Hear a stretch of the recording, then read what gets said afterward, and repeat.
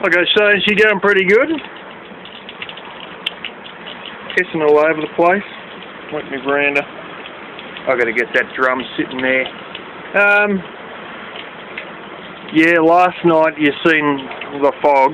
It got even worse when I come out here. Probably only 20 minutes after getting from home, I could actually see the particles in the air around me, like I was walking through the middle of a cloud, which effectively, that's exactly what I was doing.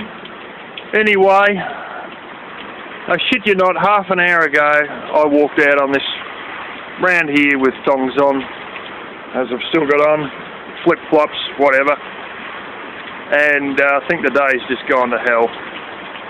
So I might be trying to get the actual irrigation line because it's going to be a decently long drive. What the damn hell else am I going to do except sit inside a vehicle? I got a full tank of propane last night, so for the car.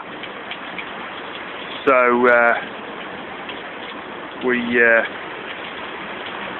yeah, you can't see the valley because the rain's so heavy. Bloody unbelievable. It was only half an hour ago. It was lovely and it was starting to get up above 70 degrees Fahrenheit and I thought we were in for a bright day. Bullshit.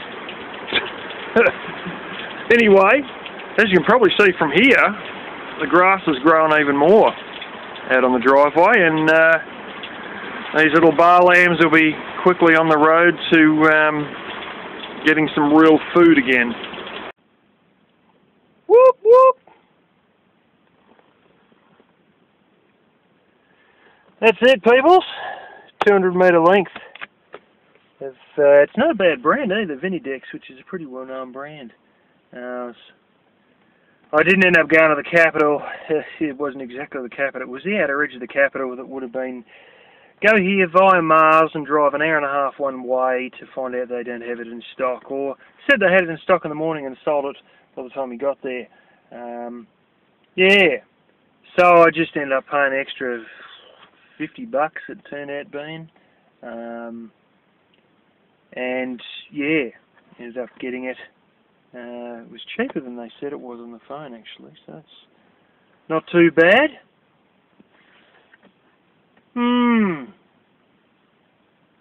So anyway, I've also got a bunch of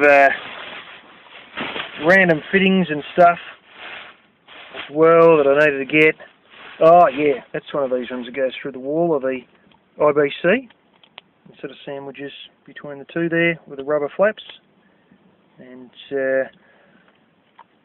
yeah, off to the 19mm line. So I'm going to have another 19mm line going from the IBC down to the actual patch that I fenced off. Wouldn't believe it. Needed one of these taps. You know what they do. They just go in a little 25 litre cubes, or I've got a 60 litre one actually, a 60 litre drum, circular. And I've got the other 40 litre one that I've had for years, which has already got a tap, and the 60 litre doesn't have a tap. I went to Raz Outdoors. Do you think they had any of these bloody taps? No! Unbelievable! This particular branch is just getting worse and worse and crappier and crappier. And then I walked up the road to Super Cheap Auto, who deals with cheap crap for vehicles and pressure washers and oil and all the other bits and pieces. And sure as eggs, they had one sitting right there on the shelf. Now, they're owned by the same chain, but you really got to think when you want a tap for carrying water and you can't get it from a camping store, but you get it from the automotive store, that is just weird. Of course, they're owned by the same group, but this group has actually two different camping stores and one automotive store and a supermarket chain and gas stations and you name it. So they're pretty much the bloody retail oligarchs these days. But yeah. I don't think I showed you guys this, but this was the roadside find I got a while ago. It's sort of, you know, kinked in some places, but there's other bits that are quite alright. pretty dirty on it. 3/4 inch garden hose. So this is what I'm going to use to go across the driveway from sort of the IBC with a mint to the other side, so that when I want to drive down here, I can just undo. I've got the other fitting that hooks into there. It's actually sitting in that one, a bit neater. And basically, I can undo this and then just throw it from there back to the IBC and then drive down the driveway. And when I want to reconnect it, I just uncurl it from there, put it across the driveway, plug it back in again.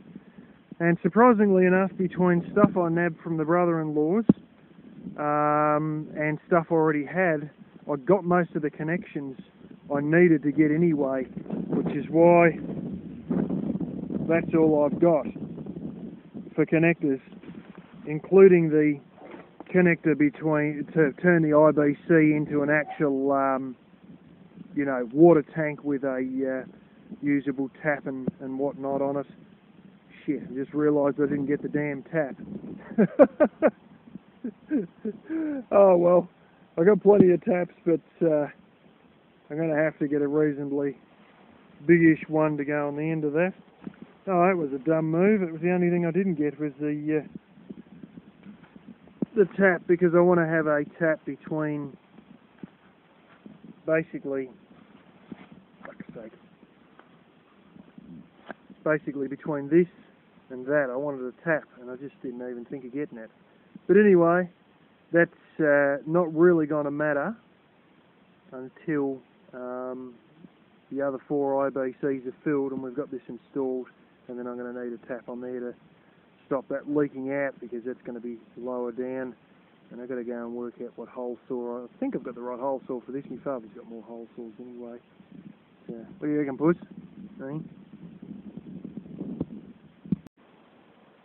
Alright, well that's absolutely bloody pointless because you can't see it anyway, but there's a black garbage bag down there. Remember when I was playing around trying to work out about getting some logs home that were bloody big, cut down beside a river by the local government? I wanted to show you guys something. Hopefully sometime in the winter I'll show you a particular bizarre thing I was given a link to by somebody else probably 9 months or more ago. And I'm going to try it as an experiment here, but it involves sawdust. So anyway, I've been hoarding up all this sawdust, and that was some of the sawdust I've hoarded up.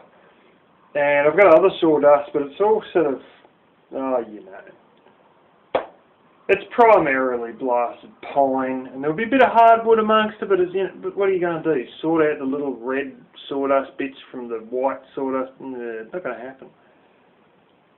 So a lot of what I've got is sort of mixed in, and a lot of it is actually pine, but that stuff there, I went back to that place where the logs were shortly after I showed you guys, actually, and bagged up a whole heap of the sawdust. It was 2 trees, gum trees, native hardwood trees that, oh hell, it's a similar sort of stuff to what this bloody house is built out of, to be honest. And yeah, I got that along with a few sticks and a few leaves, which I've tried to pick some of them out, but I realised that because they're hardwood also, it's not really going to matter too much. And that is what was in that bag. It was in another bag.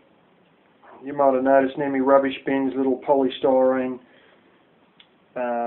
box with a little blue bag in it that had sort of gone brittle in the sun, and I got all that out and put it in the black garbage bag. And I have just added shitake spores to it. I've been dampening it.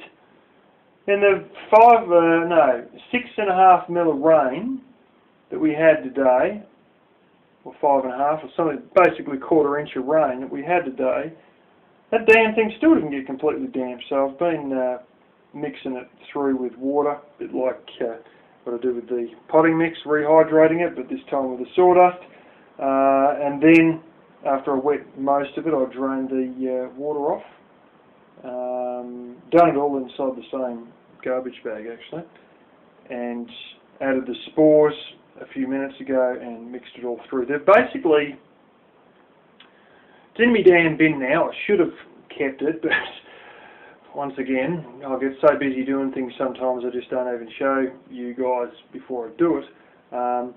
This packet you get from the hardware store, big hardware store chain. They, for some reason, they've got tons and tons of oyster ones, and they have shitake listed there, but then they've only got like 1 or 2 packets of it. So I grabbed one of the 2 packets for about $9.50. And yeah, it's shitake spores on grain. It's not wheat. I don't even know what sort of grain it is. It's bizarre looking blooming little round grain. It's not sorghum. It's smaller than sorghum. But anyway, I read the instructions on all that stuff for more than 20 minutes. Looking at the oyster ones, there's actually, I thought it was 3, but it's like 4 different colours of oyster mushrooms, which are with straw, and I'll have a go at doing those. And I wasn't going to do the shiitake, but, well, I've done it now. It's got to incubate, which basically means sit in here for 6 weeks at least, if not 8, between 16 and 25 degrees Celsius, which we might be battling to sort of get quite good enough with those temps. So I may put that bag into the polystyrene box, or even a blasted cardboard box, probably better with a polystyrene box in case it, because it needs to be kept damp, and if I've done it with a cardboard box, it would just damn thing and rot. And set it in my bedroom because it's usually warmer in there. It's probably not a terribly good idea sitting on the concrete floor in here. So anyway, I might put that in the box later. And yeah, 6 to 8 weeks. I've got far more than I should, so it's probably going to be more like 8 weeks. And then you whack it in the fridge for 2 days, and then you pull it out and cut little holes in the top of the bag, and then all of a sudden, bang, all the mushrooms spread out of the holes.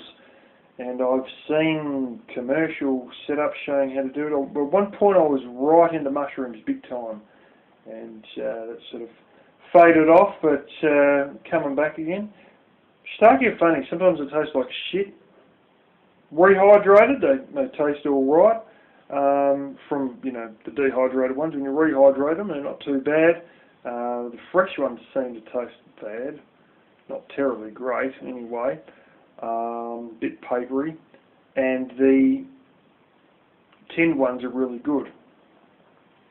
And because I haven't always had the best experience with fresh ones, I was a bit hesitant, but I thought, no, stuff it. Very little involved to do to get this going. And once you've got a big bunch of spores and all that there, you can sort of, I could go and add more stuff to that, more wet sawdust next year or whatever, and it will just sort of keep extending. And it's every spring and every autumn you get another blast of mushrooms, and you can split logs and all that sort of business, and I sort of may have a better use for some of my logs. But then again, when I start to think about some of the smaller hardwood logs, I've got enough small wood here to sink a battleship. Also looking at some of the 4x2 round here that's, too rotten to really make a go of it. And I seem to think, well, I don't want to get rid of my big logs because I need those to keep me warm overnight, the larger stuff, the big fence posts. But this 4x2, these smaller bits falling off the dying almond trees and all that sort of, maybe we'll have to split that up as well, and go and do get a bit of that going. There's a different way with logs. They prefer you to have a log that's about 15 centimetres in diameter and 40 to 50 centimetres long, split it through the middle, jam your grains in between. I don't exactly know how you're supposed to do that and hold them all in there, but then tie it back together with string and bury it in the garden and keep watering it. And Apparently it'll give you up to 3 years worth, but I might see if you can do it, not without a log, but with a bunch of 4x2 split into 2x2 or something like that. But yeah, I've got enough on my plate at the moment. And a few minutes ago I just rolled out the giant big line. I thought it was about 135 metres down to there. No, it's literally she would be about 198. I've got about 2-3 metres at the end where the IBCs are. That's about it, which was quite a surprise, but at least we got to the IBCs and we've got it up near the laundry, just across the road from the laundry, pretty much where I got all my wood stacks. It's sitting at the end of that, and or the front of that. And yeah, we shall continue on tomorrow because it's starting to get a bit dark.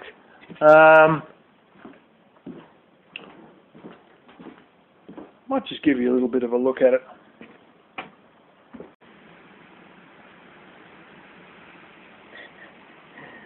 Big tabby cat. Big tabby cat. Hey? Well, last night we had a bit of a bath, so to speak.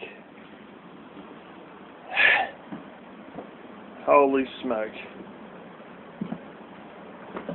He went fucking crazy, and that is the last time that I'm giving him a bath, not inside some sort of a cage like that rabbit trap thingy that I've got, the big tubular mesh. Not tubular, but square thing. It's a humane rabbit trap where it's just one of these, you know, the door that only goes one direction sort of thing. And yeah, next time we'll be doing it all on that because he went berserk. He didn't bite me, but holy smoke, I have pretty nasty puncture marks in my skin. Because the idea is that if you stand on top of a link, you might avoid getting wet. And he would not come off, and I was trying to pull him off, and I was bleeding, and he ripped my shirt off trying to get him off. Freaking hell. It was a pretty bad event for both of us. I said previously that I wasn't going to wash him without putting it in that, and then, no, I just, you know, go into the shower and all that, and God, what a shitstorm. What a bloody shitstorm. And it was too traumatic for him, and it was traumatic for me, just about, you know, thinking I was going to get bitten and holding him in not very nice ways to try and get him to get rinsed off and all that sort of stuff. So, they're going to have to do it a different way next time. I was going to do Black Kitty, and I don't know. I've been smelling her, and she smells perfectly clean. I mean, she doesn't smell like any perfume stuff or anything like that, but there's no stinky smell of cat at all, no mouse smell on her. Somehow she hasn't had a bath in months. Her collar goes missing, and she smells like she's perfectly clean. I don't think she goes running off to any neighbours, do you, bud? But makes you wonder because, I mean, there's absolutely no smell of anything on you, and it's not my friggin' nose. So I don't know. I still haven't found the collar either. I expected to find it laying on the ground out in the paddock or something. No. I haven't seen it up in the trees. I haven't really looked up in the trees, but when it's as bright a blue colour as it is, I'll see if you can see. Here's one again. It's going up on my bed again. Thank you, big pussy. If you can see. No, you can't see it, but it's a reasonably nice blue colour. And sort of much the same as this old LED light here. That's the sort of colour of it. Probably a little bit darker than that. And yet, I haven't noticed it anywhere. So it should be easy to spot. Not on the ground. I haven't really looked up the trees, but if one was up the tree, it would stand out like a bloody high visibility vest. No. Don't really know. It could very well be under the house, but I don't see if anybody gave that cat a bath, why they would take the collar off and leave it off. Unless she done a runner before they got the collar back on her. But I don't think she really leaves this place. I've seen them go down the paddock, but never really go terribly far. Not seriously far, so I don't know, it just seems strange, but I won't give her a bath because unlike Tabby Cat who will scratch the shit out of you, she will actually bite you. And I mean, she will seriously sink the frickin' teeth in. And that's Tabby Cat's little thing. I had socks on my hands, like not crap socks, but thick socks. And claws went straight through and cut my hand. With Black Kitty, she'll actually sink the teeth right in and you'll have puncture marks from her damn teeth. She won't meow as much, she won't flame and scratch you. Well, she does scratch a bit, but probably not as bad as him. But she will bite. Anyway, that's what's been happening. Oh yeah, it was too dark before to show you a thing of the line going down. And quite honestly, it's just a... can't even see it here. Shit. It's just a big bloody black hose going down through the paddock, so I don't think it's really worth showing you anyway. Okay. You'll notice things are glowing a bit. I think I've got a bit of humidity in the lens or something. See, everything's glowing. All a bit blurry. Bugger. Anyway, just what happens with all this great amount of moisture. Started getting the lines sorted. Initially I hoped to use sort of 3/4 inch lines, and then I thought, well, you're going to outrun the flow on it. You probably only need 1/2 inch lines.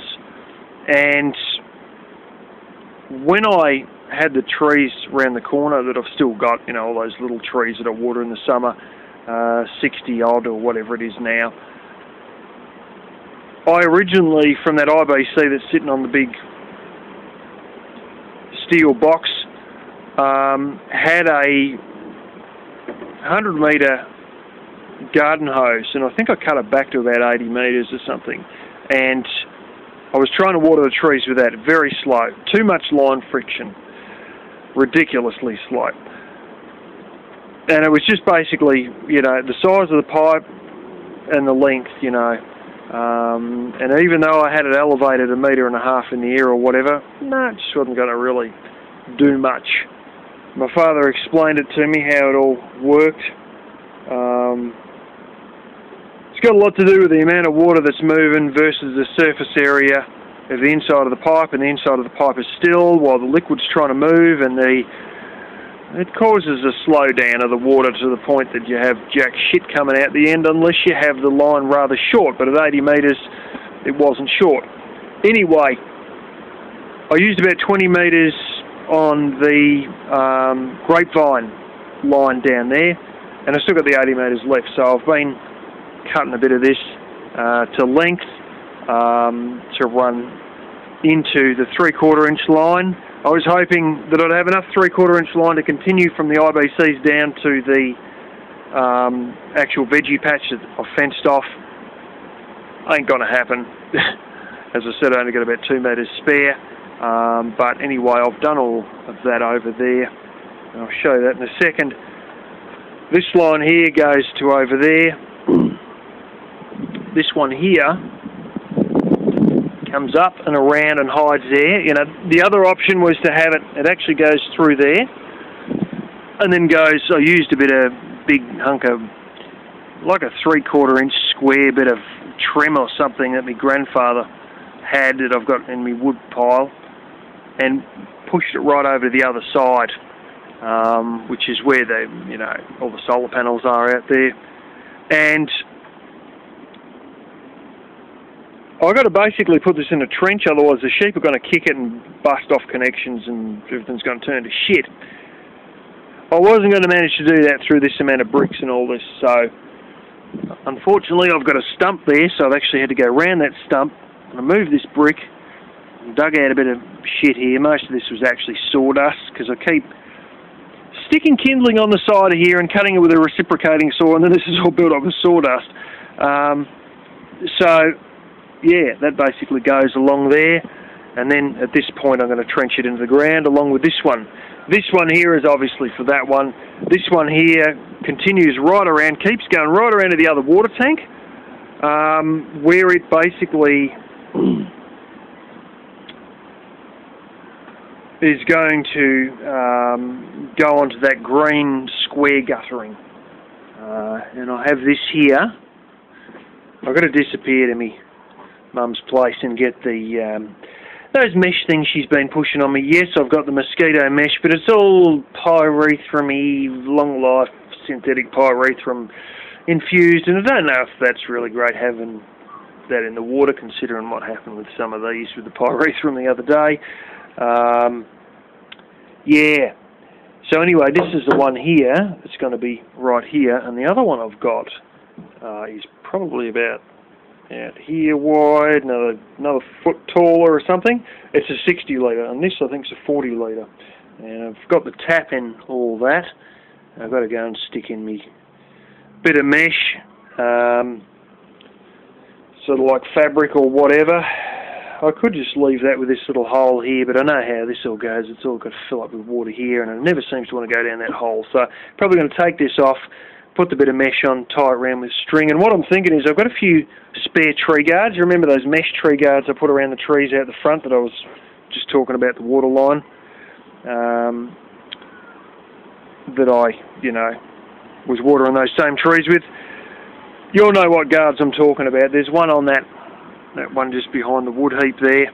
I've got a few of those still spare, and I may actually put one of those around this drum to protect the sheep from, to protect it from getting kicked by the sheep and stuff like that. And particularly to protect the tap. There's quite a chance I'll actually put the tap facing that way so that it can just go straight off and down. And yeah, I want to try and protect all that connection, because if the sheep kick that, they'll blow the frickin' shit out of it, and they may even crack the drum itself. Anyways, I wasn't too sure that this was going to fit on half-inch pipe, because I took this one with its tap and tried to get some of this old bloody half-inch garden hose, probably 20 years old or something. Bit stiff, couldn't really get it on. And I got this stuff here, and I just sort of jammed it in like that and started working it around, and almost had it then. And there we go. Very easy to get on. That's a relief. I'm going to have to put a half-inch hose clamp around that anyway, just because I like to put hose clamps on everything. And yeah, I'm going to have the screw sitting out here, I think, to not interfere with the tap here or any of this business, and still be able to get to it. And then we should be alright. I don't think you guys haven't actually seen the 60 litre one. You'll see it before long, but I don't think it's actually got the hole drilled right through. This one's a little bit different, as you might be able to see. See a little connector thing? It's like a bit of a sieve thing on it. Well, this one doesn't have it, but it's the same size fitting. When you look at the two, essentially the same size. And I might just have to drill the hole out in the 60 litre one. I think I do, but that's no big deal. I got borer bits and friggin' everything known to man here. So yeah. Anyway, I might put my finger over the mic and I'll take you out to see the rest of the situation.